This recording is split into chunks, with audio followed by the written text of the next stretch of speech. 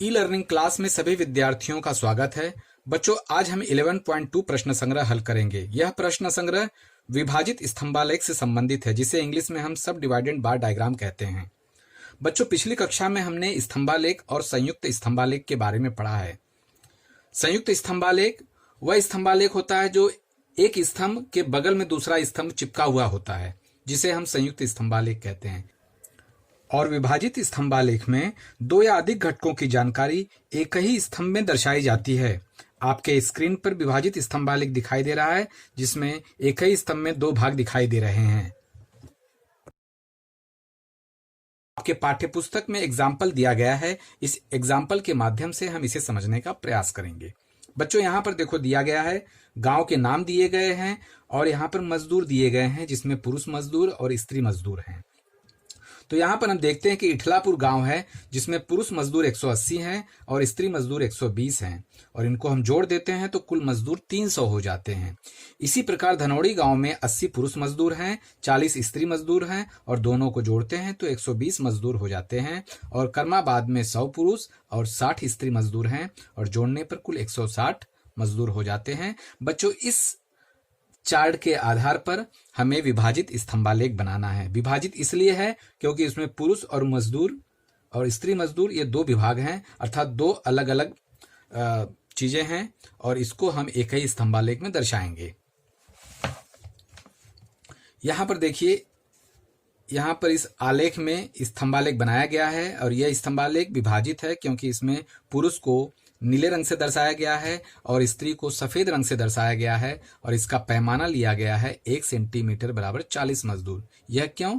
क्योंकि हम देखेंगे कि इस सारणी में मजदूरों में सबसे कम संख्या 40 की है और सबसे अधिकतम संख्या 300 की है। तो हम 40 के अनुपात में इसे आगे स्तंभालेख को y अक्ष पर बढ़ाते हैं, तो हमें 40, 80, 120, 160, 200, 240, 280, 320 इस प्रकार अधिकतम 300 हमारे पास है, तो 320 तक ही हम यहाँ पर अंक डालेंगे। और यहाँ पर देखेंगे कि x अक्ष पर गांव के नाम है, तो मजदूरों की संख्या y अक्ष पर है और x अक्ष पर गांव के नाम है, और इस पर 3 स्तंभालेख बने हुए हैं जो विभाजित स्तंभालेख हैं। इसमें आप देखेंगे इठलापुर गांव में पुरुष मजदूरों की संख्या 180 है, तो हम यहाँ देखेंगे कि यहाँ तक 40 है, यहाँ 120 है, और यहाँ पर 160 है, और 160 के ऊपर यहाँ पर, और यहाँ इन दोनों के बीच में यह जो भाग है ये 180 का है। इसीलिए बच्चों यहाँ पर ये नीले रंग से दर्शाया गया है, यह पुरुष मजदूर की संख्या 180 होगी, और बाकी जो बची 300 तक कुल संख्या है, तो 300 तक हम स्तंभालेख को लंबा खींच लेंगे। जो बाकी बचा है वह स्त्री स्तंभालेख मतलब स्त्री मजदूरों की संख्या होगी। उसी प्रकार बच्चों धनौड़ी गांव में भी 80 पुरुष मजदूर हैं और 40 स्त्री मजदूर हैं। तो हम यहाँ देखेंगे कि यहाँ पर 80 है, इसको नीले पट्टी से दर्शाया गया है, तो यह पुरुष मजदूर की संख्या है। और चूंकि टोटल हमें 120 मजदूर तक लेना है, तो शेष 120 तक खींचने के बाद जो शेष बच जाते हैं वह स्त्री मजदूरों की संख्या हो जाती है।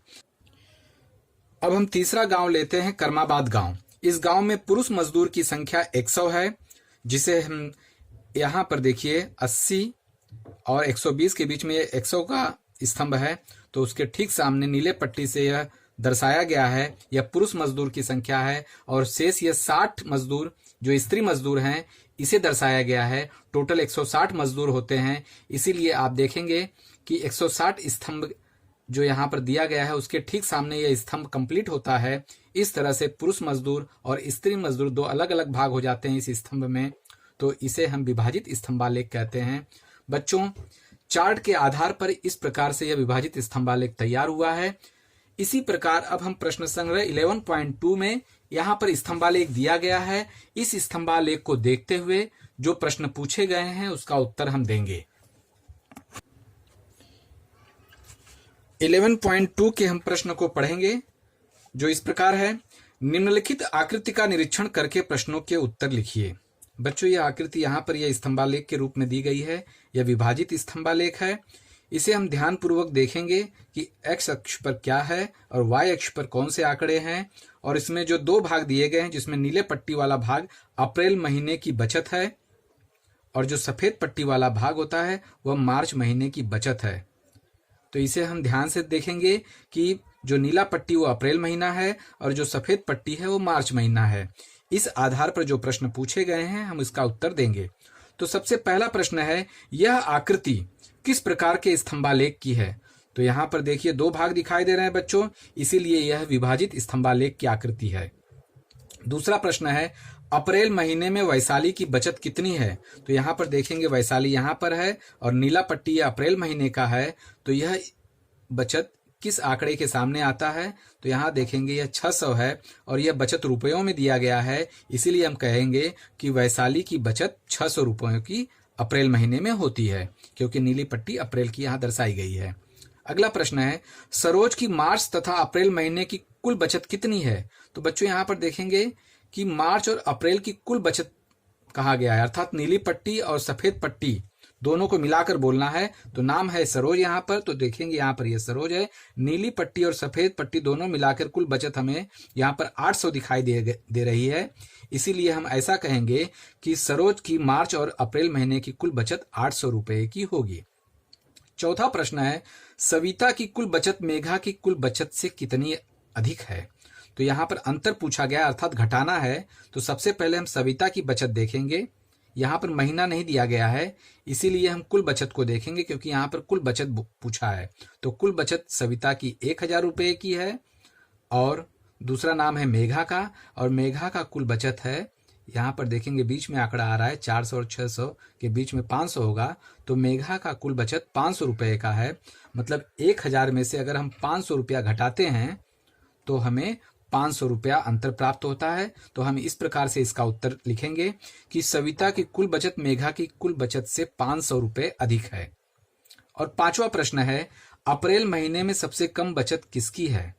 तो देखेंगे बच्चों कि अप्रैल महीना जो नीले पट्टी से है, तो नीले पट्टी में सबसे कम बचत यहाँ पर मेघा की दिखाई दे रही है, जो कि 200 रुपये है। इस प्रकार से इस पूछे गए प्रश्नों का हम उत्तर स्तंभालेख को देखकर हम देते हैं। इसी आधार पर बच्चों आगे के जो प्रश्न है वहां पर प्रश्न दिए गए हैं, उस प्रश्न के आधार पर हमें विभाजित स्तंभालेख बनाना है, क्योंकि इसमें 2 भाग दिए गए हैं, छात्र छात्राएं 2016-2017, साइकिल और बस तथा ऑटो, अर्थात ये तुलनात्मक अध्ययन है इसमें, इसीलिए इसके लिए हम विभाजित स्तंभालेख बनाएंगे। अब हम 11.2 का तीसरा प्रश्न देखते हैं। यहाँ पर प्रश्न दिया गया है, निम्नलिखित सारणी में 4 गांवों के वर्ष 2016 और 2017 में लगाए गए पौधों की संख्या दी गई है। सारणी में दी गई जानकारी विभाजित स्तंभालेख से दिखाना है। तो बच्चों यहाँ पर सारणी बनाई गई है, इसमें 4 गांव दिए गए हैं और 2016 में उस गांव में जो पौधे लगाए गए हैं इस संख्या यहाँ दी गई है, और 2017 में जो पौधे लगाए गए हैं उनकी संख्या यहाँ पर दी गई है। तो इस सारणी के आधार पर हमें विभाजित स्तंभालेख बनाना है, क्योंकि इसमें तुलना 2016 और 2017 की है, इसीलिए हम विभाजित स्तंभालेख बनाएंगे।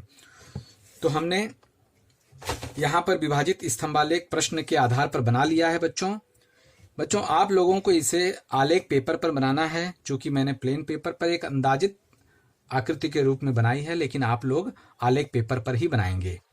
तो यहाँ पर बच्चों हमने जो प्रश्न में दिया गया है वो इसे यहाँ पर लिख लिया है।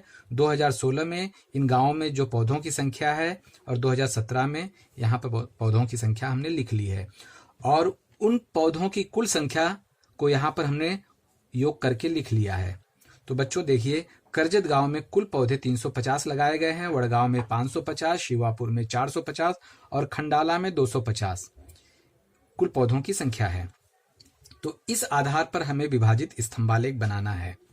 तो विभाजित स्तंभालेख बनाने के लिए सर्वप्रथम हम यहाँ पर x और y अक्ष खींच लेंगे आलेख पेपर पर, और x अक्ष पर गांव के नाम लिखेंगे। 1-1 सेंटीमीटर के अंतराल पर मैंने गांव का नाम लिख दिया है, और y अक्ष पर पौधों की संख्या लिखनी है।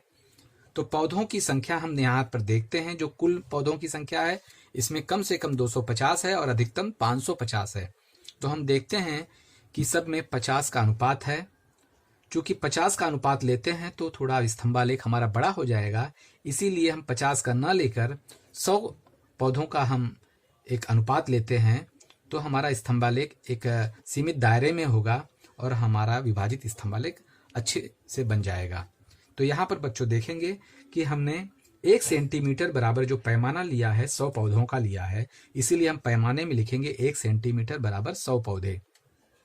तो देखेंगे 100, 200, 300, 400, 550 हमारा अधिकतम है, इसीलिए हम 600 तक का आंकड़ा यहाँ डाल देंगे वाई अक्ष पर।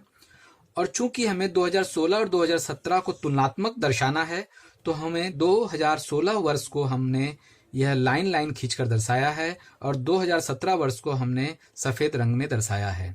विभाजित स्तंभालेख इस प्रकार हम यहाँ पर खींचेंगे। तो हम सबसे पहला गांव देखते हैं। करजत गांव में कुल 350 पौधे लगाए गए हैं, जिसमें 2016 में 150 पौधे लगाए गए हैं। तो बच्चों देखेंगे यह 100 है और 100 और 200 के बीच में यह 150 है।